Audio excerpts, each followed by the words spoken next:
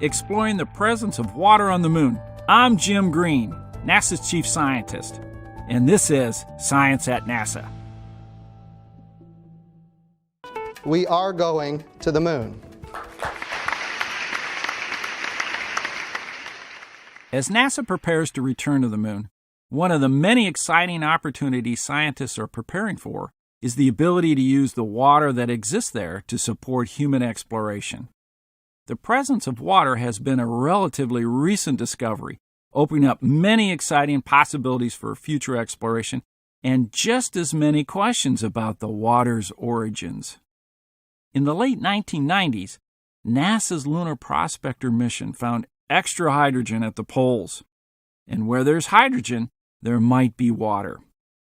Enter the LCROSS mission, designed to determine the type and amount of hydrogen that might be present just below the moon's polar regions.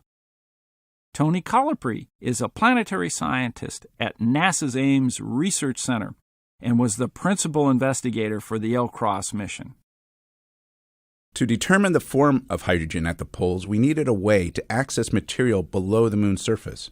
So we carried a piece of the Atlas rocket we launched on all the way to the moon and directed it into one of the large, permanently shadowed craters near the South Pole, which caused a plume of dust and debris to shoot upwards.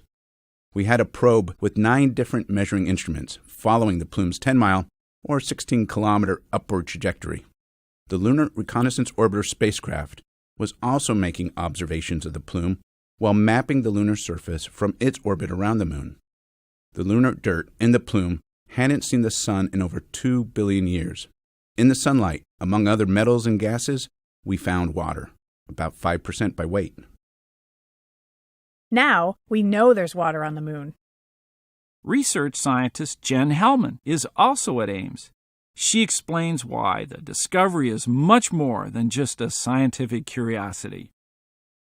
Ultimately, I believe we'll be living on the moon for extended periods of time, so we need to take advantage of whatever resources we can find there.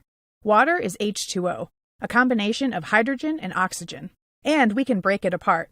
So now we have a source of hydrogen and oxygen that may be able to be used for rocket fuel, as well as a source of oxygen for breathing. Water on the moon gives you a new paradigm for future space exploration. Very exciting.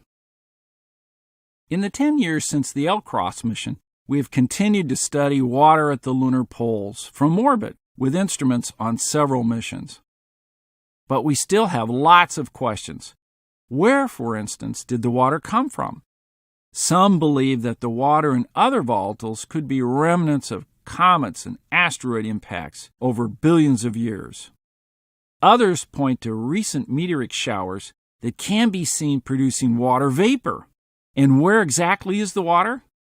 We've confirmed that water exists in the Cabeus crater near the moon's south pole, where the LCROSS impact occurred. But how plentiful is it? And can we expect to find it in other super cold regions? We won't be able to answer any of these questions with certainty until we visit the South Pole with robots and astronauts. Through the Artemis program, NASA is planning to do just that. Thirsting for more information about the changing science of the moon? Visit science.nasa.gov.